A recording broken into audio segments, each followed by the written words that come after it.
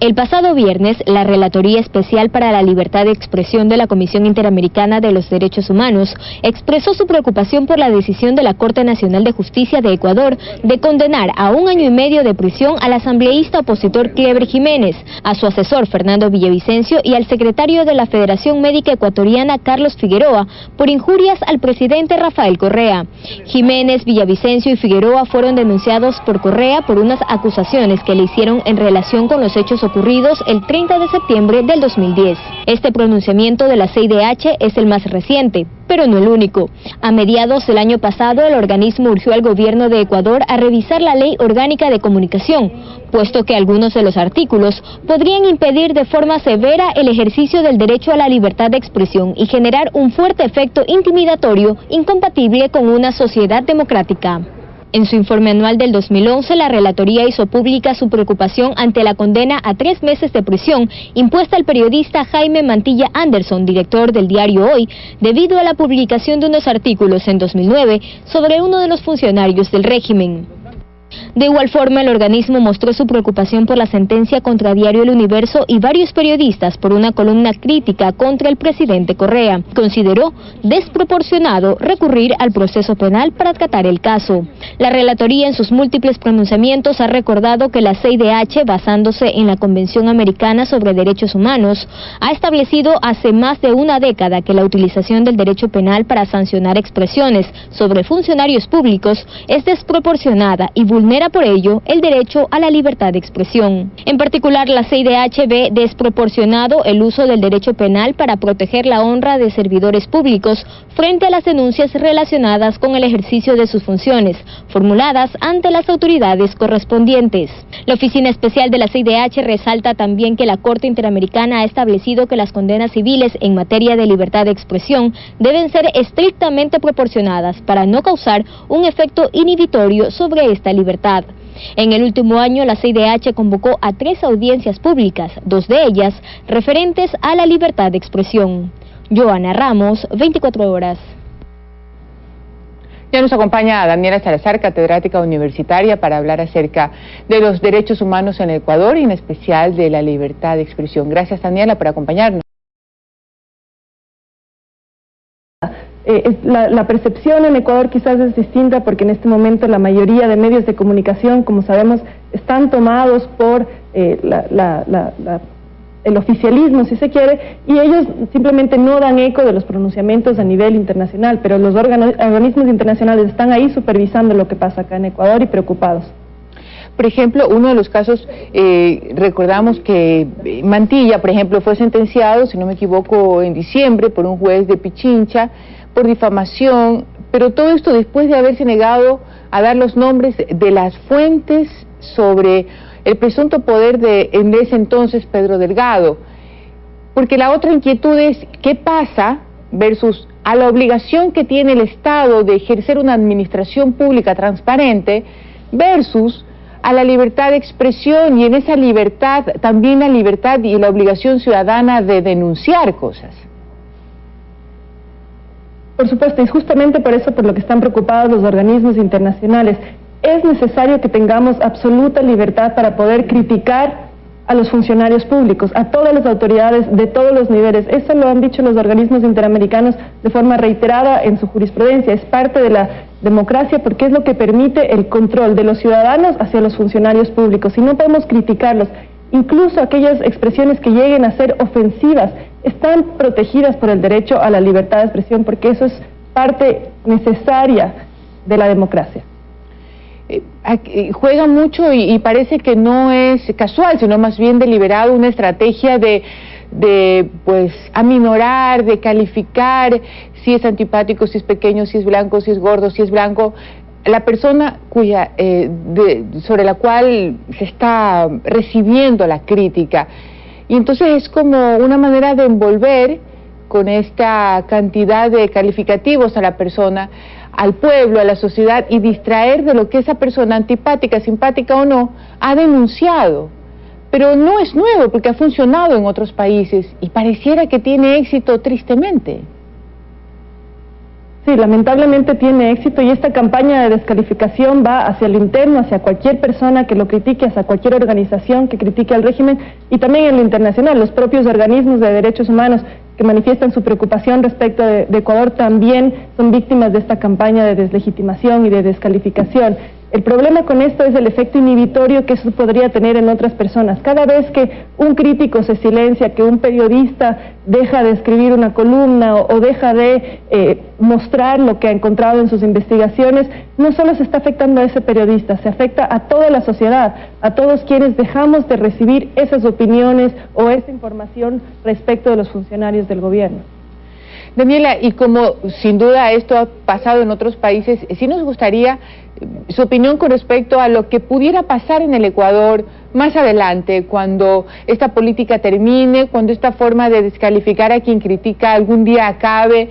La gente se tomará el tiempo de reflexionar y de darse cuenta todo el tiempo perdido, todo abuso de alguna manera injustificado, porque creo que no existe ningún abuso que pueda justificarse. Pero cuando se escribe la historia de la sociedad de un país, es decir, la sociedad, ¿se da tiempo de reflexionar o no? Yo creo que la sociedad está reaccionando ya, y aun cuando la sociedad no reaccione, lo que sabemos es que a nivel internacional eventualmente las condenas llegarán. Lo que nos dicen estos pronunciamientos internacionales es claramente lo que se está haciendo en Ecuador es incompatible con sus obligaciones internacionales. Los procedimientos son lentos en el sistema interamericano, también en el sistema universal, pero eventualmente tendremos condenas en contra de Ecuador por las sentencias, por la judicialización de la libertad de expresión aquí en Ecuador, y esas sentencias millonarias seguramente en materia de reparaciones las terminaremos pagando todos nosotros con nuestros impuestos. La sociedad va a reaccionar. Y hablando de condenas internacionales, ¿cuál es el camino? ¿Por dónde van? Más o menos, ¿cómo se ve el proceso? Algunos procesos seguramente van a terminar en condena. Sí, probablemente. El problema es que este sistema es perverso. Es un sistema que fue creado por los propios estados para supervisar a los estados en su cumplimiento con las obligaciones de derechos humanos. Pero claro, a los estados no les conviene que sea un sistema efectivo, eficiente, entonces lo ahorcan, por ejemplo, financieramente para que no pueda funcionar de manera rápida. En este momento el personal que tiene la comisión le impide pronunciarse, por ejemplo, respecto de Ecuador de manera efectiva. La cantidad de casos atrasados en el sistema es enorme. De todas formas no significa que estén muertos, eventualmente tendrán una decisión, pero esas decisiones en este momento a veces tardan 8, 10, 15 años. Lo cual para las víctimas es realmente grave.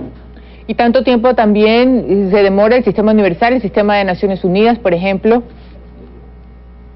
Sí, los procesos de Naciones Unidas, tenemos organismos donde hay menos casos acumulados, sin embargo a nivel de Naciones Unidas no se ha llegado a dar el paso más adelante de crear una corte, un organismo jurisdiccional. Hay comités que son similares a la Comisión Interamericana, que son organismos cuasi jurisdiccionales, pero no llegan a ser una corte. En cambio, en el sistema interamericano llegamos a tener la Corte Interamericana, cuyas sentencias son de carácter obligatorio para Ecuador. Por eso la mayoría de gente pues opta por ir ante el sistema interamericano, porque es un sistema cuyas sentencias son de carácter vinculante.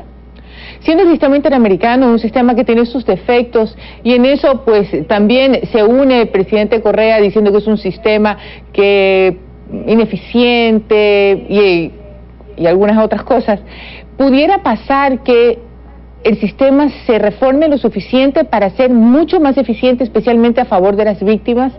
Si no me equivoco, las reformas se demoran 5, 7, 8, 10 años por cada pequeño detalle. El sistema se ha reformado constantemente para dar más acceso a las víctimas a la justicia interamericana, y lamentablemente muchas de estas reformas, sobre todo las últimas, las que se realizaron a pedido de los estados en las reuniones de los últimos años y sobre todo el año pasado, las últimas reformas, lo que han hecho es al sistema un poco más ineficiente. El tema de las medidas cautelares, por ejemplo, es muy decidor. Antes, cuando llegaba una solicitud de medidas cautelares ante la comisión por ser de carácter urgente, grave, uno podía tener una resolución de la comisión en 3, 5 días. Ahora, con las reformas del reglamento que debió hacer la comisión en respuesta a los estados, ese proceso es mucho más ineficiente. La comisión necesariamente tiene que pedir información al estado antes de poderse pronunciar, y después tiene que hacer un pequeño informe que por más que tenga 3 páginas, poner de acuerdo a 7 comisionados, cada uno habla en inglés y en español, en cada una de las palabras esas 7 páginas o 5 páginas, toma muchísimo tiempo. Entonces, una decisión de medidas cautelares ahora toma varias semanas por lo menos, si no meses. Eso hace que dejen de cumplir su verdadero objetivo, y eso es lo que se ha logrado con las últimas reformas que han solicitado los estados, en especial Ecuador. Y volvamos un ratito al ámbito nacional y vámonos a los jueces de primera instancia, aquellos que son los guardianes de la Constitución y deberían entonces ser guardianes de la jerarquía que tienen los tratados internacionales. ¿Qué pasa si, por ejemplo, un juez a estas alturas no aplica como lo ordena el control constitucional y dice, no, esta ley pues no tiene absolutamente ninguna armonía con esta norma constitucional y menos aún con esta norma en el tratado internacional, así que yo no voy a aplicarla? Usted, no sé si coincide conmigo en que no creo que eso suceda en este rato, ¿no? Eso es lo que debería suceder según la Constitución. La Constitución es muy clara al establecer que las normas constitucionales sobre derechos humanos y las de los tratados internacionales, incluso cuando sean más favorables sobre derechos humanos, pueden prevalecer por sobre la Constitución y son directamente aplicables por cualquier juez y por cualquier autoridad pública. Todos los jueces estarían obligados no a aplicar directamente, por ejemplo, el Código Penal, sino abstenerse de aplicar una norma penal si saben que esa condena penal podría afectar un derecho humano y que existe una norma más favorable de derechos humanos, sea en la Constitución o en un tratado internacional. Eso es lo que debería suceder. Sin embargo, a mi juicio, uno de los mayores errores de la Constitución actual fue justamente otorgar a los jueces de instancia esta facultad de control constitucional, donde se asume que todos los jueces son constitucionales sin haberlos capacitado sobre este tema. Cuando uno llega como abogado ante los jueces de instancia y trata de alegar cuestiones de derechos humanos, esos te cortan, ni siquiera te dejan terminar, no están interesados. Si pudieran aplicar incluso un reglamento o una resolución por sobre la Constitución o por sobre los tratados internacionales de derechos humanos, así lo harían. Es una pirámide completamente invertida donde los derechos humanos ya ni siquiera te dejan alegarlos, peor se ven reflejados en las sentencias. Y esto es muy grave porque esa desprotección a nivel interno se completa ahora con una desprotección a nivel internacional por los organismos que o bien son ineficientes y no alcanzan a pronunciarse a tiempo, oportunamente, o bien cuando se pronuncian, de todas formas el Estado ignora esas recomendaciones. Entonces significa que hoy día, mañana, pasado, cuando un juez mire para arriba, diga, sabes qué, no me interesa, no sé lo que me estás hablando, porque seguramente no saben de lo que están hablando, pudiera en ese rato un ciudadano ir a demandar al Estado por el daño que ha ocasionado la función judicial por omisión, por no hacer lo que tenía que hacer, por no aplicar la Constitución por encima de la ley o reglamento. En este caso es la ciudadanía que debería empezar a actuar de esa forma. Así es, el problema ahí es el desconocimiento de la ciudadanía respecto de sus derechos y el desconocimiento de los jueces respecto de sus obligaciones. Lo que los jueces deberían saber es que al abstenerse ellos de aplicar las normas más favorables de derechos humanos en los casos concretos que ponen en su conocimiento, podrían comprometer la responsabilidad internacional del Estado. ¿Sí? Si es que esos casos probablemente llegarán a sistemas internacionales y los jueces que omitieron su obligación de aplicar las normas de derechos humanos son los que comprometen la responsabilidad del Estado y los que generarán que eventualmente haya condenas internacionales respecto de Ecuador. Internamente los recursos de la vía interna están claros para la gente, hay la posibilidad de que la gente sepa a dónde, si mañana me caigo, se me rompe la pierna en la vereda, si mañana un juez me cierra la puerta en la cara porque no quiere ni sabe aplicar los derechos humanos, ¿a dónde voy con mi demanda para pedirle al Estado que me repare el daño?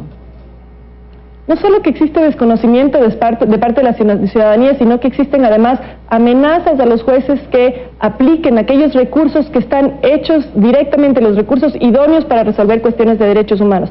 Según la Constitución, la acción de protección, por ejemplo, es uno de los mecanismos idóneos para uno poder presentar quejas y denuncias de derechos humanos a nivel interno. En prácticamente todos los casos, y sobre esto hay ya varias investigaciones, los jueces lo que hacen es encontrar otro mecanismo, por ejemplo el contencioso administrativo, decirle, hay otro mecanismo, yo no soy el mecanismo idóneo. Y con esto lo que hacen es dejar en indefensión a las víctimas. Una violación de derechos humanos, si se va al contencioso administrativo, probablemente tomará 5 a 7 años a nivel interno en resolverse. Justo por eso la Constitución creó la acción de protección como un mecanismo rápido, sencillo, accesible, muy efectivo para resolver cuestiones de derechos humanos, pero no se resuelven de forma favorable, excepto para el Estado. Lo que sí he visto es acciones de protección donde dice que el sujeto de derechos humanos es del Estado, lo cual es ya inverosímil. Parece mentira, ¿no? Parece mentira, ¿no? Sí. Parece realmente mentira, parece un cuento o una historia escrita al revés. Daniela, muchísimas gracias por estar aquí en los desayunos de 24 horas. Siempre es un gusto conversar con usted.